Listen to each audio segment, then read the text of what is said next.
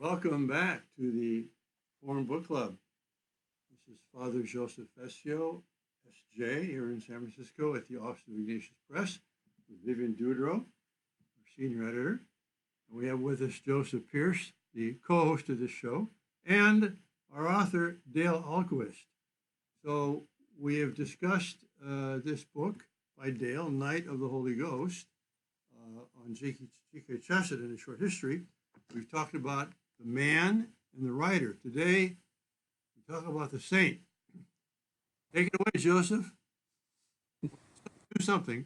Well, first of all, the actual title of the chapter, very diplomatically by Dale, was "The Saint?"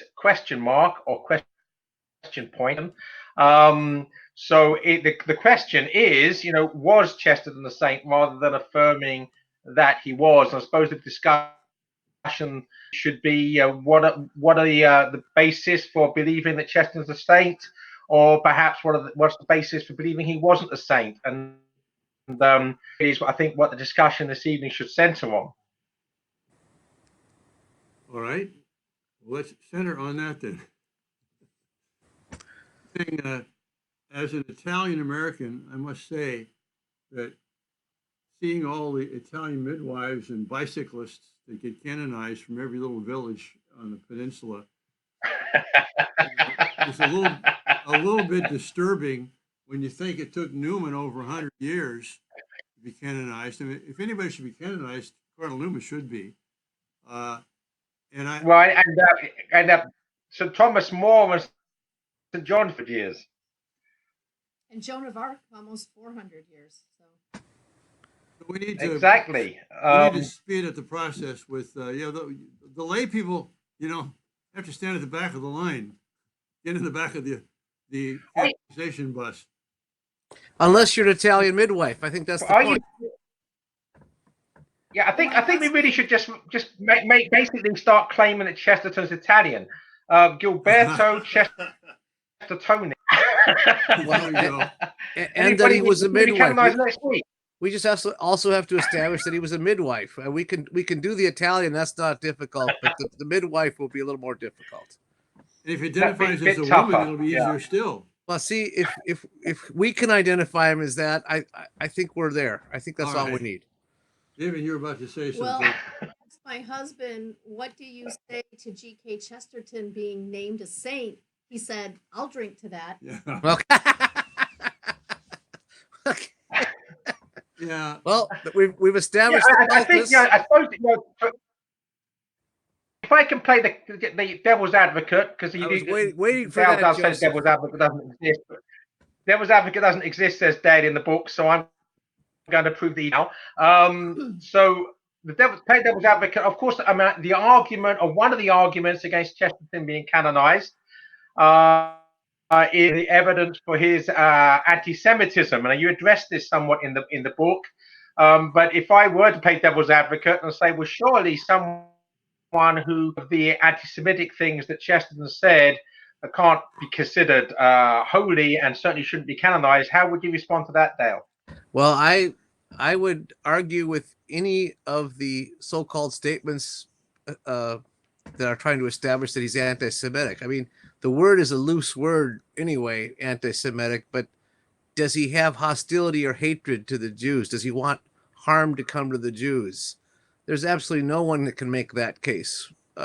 He had a philosophy about the Jews that people are welcome to disagree with, but it's not one of hatred, and it's certainly not one of hostility either. I put away that. I found it very helpful, Dale, that you explained how he had been confused with his brother with some of these statements. I did not know that. Yeah, what makes it even worse, Vivian, is that he's also been confused with a distant cousin who had a very similar name, A.K. Well, maybe that Chesterton. was the man. Yeah, A.K. Chesterton, who right. And that's been a real problem. I think A.K. came later than Chesterton, wrote some books, and was a member of the British fascist organization, and certainly said some things that were untoward about the Jews. But even A.K. Chesterton made statements that I think can even mollify his own anti-Semitism. I mean, he was one who just really had certain problems with certain Jews, and that was one of Chesterton's problems, that there were two major leading Jews in his lifetime that he had some clashes with. But to take those incidents and spread that across the whole race would absolutely be that's just unfair. It's an unfair characterization of Chesterton. When you think one thing I would say as well, to actually switch sides, the other thing we have to be aware of course, is that Chesterton, like everybody else,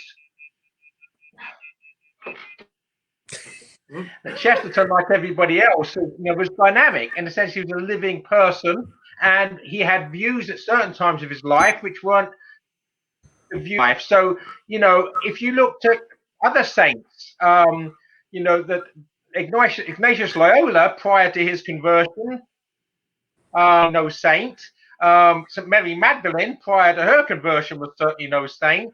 And the point is, what most of these, the worst, should we say, examples saying tactless things about the Jews were all prior to his conversion.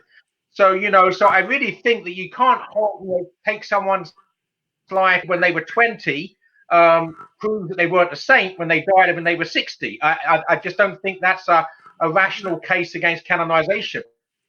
And I also want to point out that one of the really most unfortunate articles written about G.K. Chesterton and on this issue was written in the New Yorker magazine a few years ago. And it not only mischaracterized it just said outright false things. And one of the things it said in there, Joseph, was that Chesterton's anti-Semitism, and they didn't even use the word, they said his Jew hatred increased when he became a Catholic. And of course, that's just utter nonsense, and there's no evidence of anything like that. That is the opposite, because as most of when he was most angry was during the Marconi scandal. Was that 1914? 1913. Is that right? 1913. 1913. 9 years before Chesterton's conversion, right? And after his conversion, there's nothing to go on as regards anti-Semitism. He's so it just it doesn't hold water from the perspective of the Catholic Chesterton. The Catholic Chesterton could not be accused of anti-Semitism, even if the pre-conversion could be a case made. I mean, I disagree that he was, but there's more of a case to be answered, shall we say? For the pre-conversion Chesterton, but it's not the pre-conversion. And that's I think all we have to do is look at the facts, and the facts will exonerate Chesterton. It's that simple. Let's look at the case for his sanctity, kind of compared to the case for anything else, calling him a poet or a mystery writer or a journalist. I mean, no matter what category you put him in, he blows that category apart. He writes detective stories, but no one else has written like he's written. Yeah, he writes novels, but those novels are strange genre, so even for sanctity, we don't. Everybody is unique. There's no question about that. And there's an old adage says, no one is more like Christ than the saints, but no one is more like each other than the saints. or unlike each other, right? Yeah. I love this quote from you, Dale. I think it's from you on page 151. Let's see. It is a good idea to get behind Chesterton. One of the people, a married man, a working man, but he is also a misfit, a giant among dwarves, a genius among dunces, a happy man in the midst of a sorrowful world, a profound man in the shallow world. We need to be misfits in regards to the world. That is the essence of lay spirituality. This world is not our home. I mean, I think that's just not only a great case for making Chesterton a saint, but just looking at lay men and women in general and finding those among them who dared not to make the world their true home and dared to be able to speak something into the world because of that. And then Well, the question, miracles. Normally to be canonized, you require some miracles. okay, now you're getting ahead of yourself, Father. You're getting ahead of yourself. The miracles come afterwards. They come at the very end of the process. No, but that for canonization. Yeah. Not there for the first two parts, but for canonization, Right. they're there. But I'm saying, if I were the head of the congregation for the saints or the Pope, and someone asked me the question, well, he hasn't done any miracles, I would say, read Everlasting Man. You try and write something like that. Oh. Well, how Yeah. about miracles of all these conversions? Well- how many of us in this room were helped along in our conversion by G.K. Chesterton? Exactly. Yeah. You too, And Joseph. I always say when I give him my own conversion story, that my book on Chester was an act of thanksgiving to God for giving me Chesterton, and Chesterton for giving me God. And the reason I say that is because under grace, Chesterton was by far the most important influence upon my conversion. But having said, that would not pass muster, technically speaking, as a miracle, even though I consider it to be a miracle of grace that someone as miserable as me can be brought largely because of Chesterton. But it's not going to pass muster as regards, the technical criteria for what makes a miracle.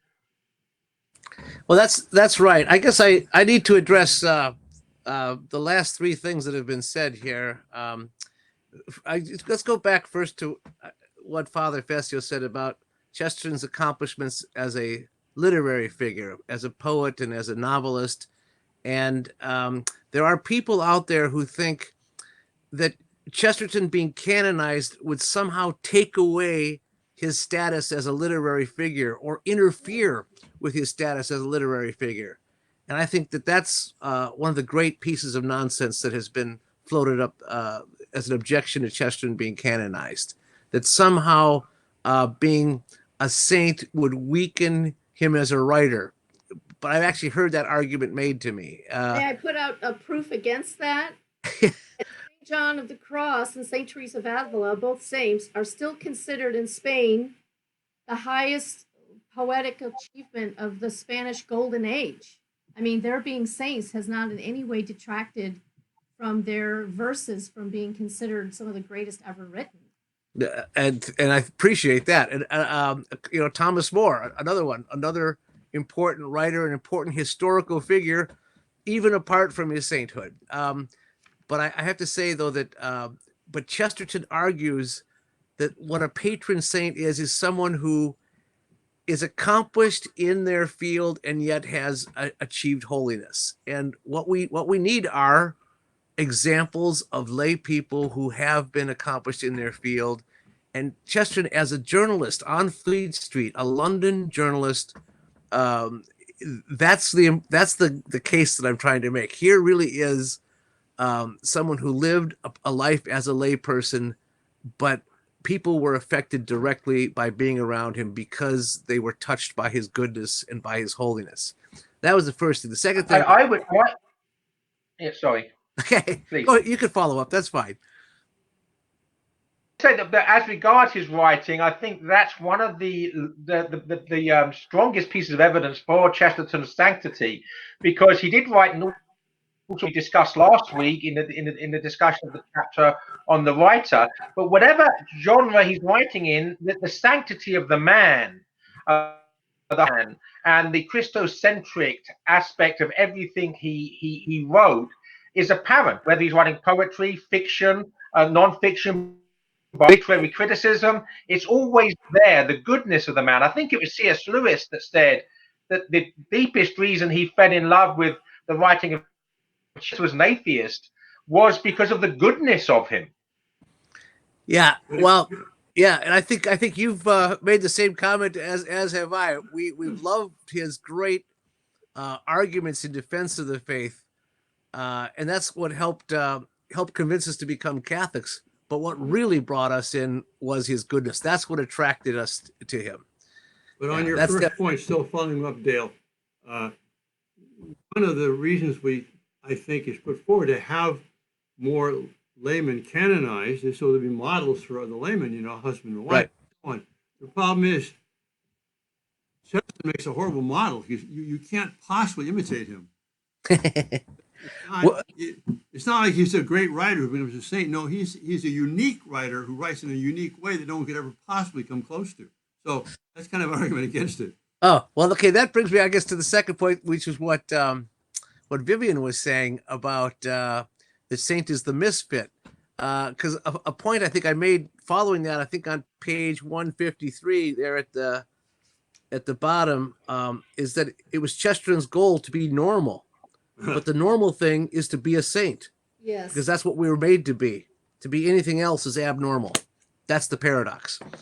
And Chesterton, the paradox, and to reframe that, the paradox is that Christ is the center, and therefore is to be centered, and yet saints are always outnumbered by those who are eccentric. In fact, those that don't put Christ at the center, which people actually are seen as the eccentric ones, because there are fewer of them, even though they've got their mind and focus on the which is Christ. I think it was Sigrid Undset when she was looking at becoming a Catholic, said that looking at the saints, she saw the most sane, normal people in the world. oh yeah, good point. And that's Chesterton. An ongoing theme in all of his writing is about sanity and how the modern world is insane. Modern philosophies are insane. He found sanity in the church. That's where he found sanity. Right. Sanity and sanctity are synonymous. Oh yes, they go together. And that's what Chesterton shows us. You were following up, Dale, on three things. I think. The third thing then was the discussion of miracles, because as we know, the last step in beatification and canonization is evidence of a miracle, where showing that the saint is interceding for us, that he's in the presence of God, and therefore he's answering the prayers when we ask for his intercession, and that's it's usually a medical miracle or something like that, but those are the miracles that get the saint canonized. When people talk about miracles regarding Chesterton, he wasn't a miracle worker per se. He was a wonder, though. The word miracle meaning wonder. Chesterton was one of God's unique gifts. There was something about him that was wonderful, but he filled people with wonder, and that's one of his themes. Is a sense of wonder, giving people that sense of wonder at creation, at God's presence, God's hand in our lives. That is one of the things that epitomizes him as a writer, is that sense of wonder. But I will say this, as far as... Point two, let's not get lost. You have 3 points. That's the point one is miracles. Point two is... point three was miracles. Point one was that the accomplished as a lay person, a writer who is also a saint. And then the in between point number two had to do with wanting to be normal, to be a saint is to be normal. Yeah, it's clear now. Okay. May I ask, is there an official cause open? Yeah, okay, let me talk about that. I think I need to address that because that's a common question, and it's always being asked. So here's the status of Chesterton's cause. We have been working on the Bishop of Northampton, England, for a number of years. In fact, we also worked with his predecessor. And we got him to have a priest do the investigation, which is the first step before opening a cause. The investigation took about 3 times longer than we thought it would. It literally took 3 years. We were hoping it would take 1 year. And the investigation was conducted by a priest named Father John Udris in England. He was the former pastor of St. Teresa's Church in Beaconsfield. And so he got to know Chesterton by being the pastor at his church, and then starting to read about Chesterton, because this is where he lived and where he was buried, and it was also where he was received into the church. And he completed the investigation, he turned it in, and the Bishop of Northampton, Peter Doyle, really didn't do anything with it for a long time. When And was that, Dale? What year was that? it was turned in about a year ago, Father. Oh, okay. And so I just only very recently received correspondence from Bishop Doyle that he is not going to open the cause. He's not going to proceed with it. Really? Yeah, and his reasons were, and I don't want to say anything to discredit him or say anything bad about him, because he's always been very kind to me, but he, by his own admission, doesn't know much about Chesterton, and he didn't feel the same devotion that the rest of us, or the same excitement, and we obviously want a bishop who really loves Chesterton to proceed with this. And so what he's wanting to do is have a different bishop open the cause. And From a different diocese? Yeah, different diocese, right. What would be the basis for that? Well, the basis is that he's not going to do it. That's the basis. But I mean, he's about to retire. In fact, he has handed in his mandatory retirement. He's 75. So Okay. we may wait to see who else who's going to be appointed as his replacement, as his successor. But here's the story. The case is this. Bishop Doyle argued that there's no local cult for Chesterton. And we believe there is, but it is relatively small. And we also think that the prophet is without honor in his own country. That's one of the main problems. That Chesterton's devotion is worldwide, but it's especially concentrated in other places like America, Italy. We see it in Croatia. We see it in South America. And so it probably is going to make sense for a bishop where the cultus is stronger to be the one who introduces. Well, he's not a local saint. He's a universal saint. No, he's not. And was there a cult for Agnes Bohaciu in Albania? You know, his Mother Teresa of Calcutta. She died. Well, here's an interesting point too, Father. Yeah, of course not. The answer is no. But there was no cult for Cardinal Newman in England either. None. There was no local cult. No. Can I Before you do, I want to ask another question. Where was the local cult for Jose Escriva? Yeah, that was also a universal cult. Was the Opus Dei? You go ahead, Joseph. Yeah. Yeah, basically speaking, as the Englishman in the room, so to speak, I'm not surprised, but nonetheless appalled when a bishop whose name I don't remember, which is just as well because he probably should remain nameless, when there was a miracle for Newman that was going to lead to Newman's beatification, sort of said, we don't go much in for miracles here in England. I mean, what chance is there? Well, that is very English. Well, I have to say this too, Joseph. No offense, because it's so much. I'd rather deliberately offend you in some other way. But so this is not meant as an offense. But the strange thing I encountered when I was in England last summer working on this and actually doing some lobbying with the bishops around the country was that they were almost embarrassed that there was this kind of interest in Chesterton. Well, I tell you, Dale, Dwight, I tell you that. Sorry, Dwight, Dale. I tell you that I sometimes joke, but unfortunately true, that the English abandoned the 10 Commandments and replaced them with only one commandment: "Thou shalt not be impolite." And I think that they think, well, if we try to go forward with Chesterton, it's going to be embarrassing. Some people are going to bring up this anti-Semitic stuff. Let's watch and let's be polite about things, which means let's do nothing. Yeah, let's do nothing. I always felt like I was the American hustler over there, the aggressive one, knocking on the door and trying to get something done.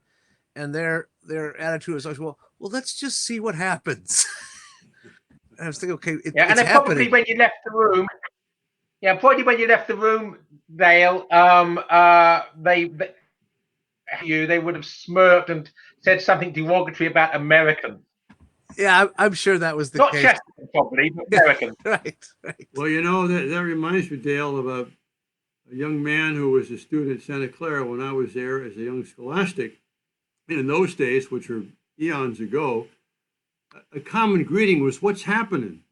You know, his response was, "Nothing unless you're making it happen." Right. Oh, Dale, make it happen. Well, we're doing that. In fact, that's really the next step of the work of the Chesterton Society. The American Chesterton Society is about to be amalgamated into a different organization called the Society of Gilbert Keith Chesterton, which has been approved by my local Archbishop Bernard Hebda as a community of the Christian faithful, and we intend to be the petitioner in Chesterton's cause, but we are the ones who are, as a lay organization and as a Catholic apostolate, we are the ones who represent the cult, and so our goal in the next year is to demonstrate the worldwide devotion to G.K. Chesterton. I knew at some point you'd have a cult, Dale. I knew that was going to happen. Oh, Yeah, cult used to be a good word. That's the thing. That's right. another thing California screwed up, Father, was you made the word cult into a bad word. Oh, I'm so cool. relieved we can, having attacked England, I'm so pleased we can attack California as well now. That's very. Who else can we offend? I would like to address this interesting thing about the embarrassment that you're saying the prelates would feel if this case were open, because isn't it true that the saints are kind of embarrassing? I mean, you wouldn't invite John the Baptist to your barbecue, would you? Right. I mean, or Francis of Assisi takes off his clothes. Or Francis of Assisi, or I mean, on one hand, they're the most sane people in the room, but as a result, they also go to these edges that many of us dare not go, at the risk of giving offense, at the risk of being strange. And so sometimes maybe that's why it does take time for certain people to be canonized, because there has to be a certain distance between them and their times. People can feel, forget parts they want to forget anyway. The saints do embarrass us. And I think Chesterton himself, in his book on St. Francis of Assisi, I think he even says something along those lines. Dale, maybe you'll remember, or Joseph, about the saint being sort of the antidote to his times. Yeah, that's from the Thomas Aquinas book. That I knew it was one of those. The saint is the one who converts his time is the one who completely contradicts his time. And those people embarrass us a lot of the times, don't they? Right. The saints make you want to change your life, and if you don't, and they make you aware that your life needs to be changed, and that's the embarrassing part. Yes. Yeah. This is good. Dale, keep up the good work. Stay young and healthy.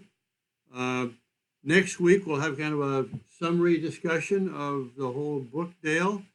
The book coming after that, Joseph, there's been some discussion on that. Would you make sure it's clear to everybody? The next book? Yeah, so obviously next week we'll have Dale Ahlquist back on again, which and this time we'll talk about the book in general and G.K. Chesterton in general, having obviously focused on his sanctity. Not next week, but the week after, we will begin our discussion for July, and that will be on the book Salvation Whatever, by a theologian who's a professor at the Augustine Institute, Michael Patrick Barber. And my hope would be that we'll have weeks or so discussing that book, and then maybe in the fourth week have Dr. Barber on as a guest, as we've been blessed to have Dale on. That was good. Any parting words, Vivian? No. Well, everyone, I will say thanks for joining us, and we'll see you next week. God bless you.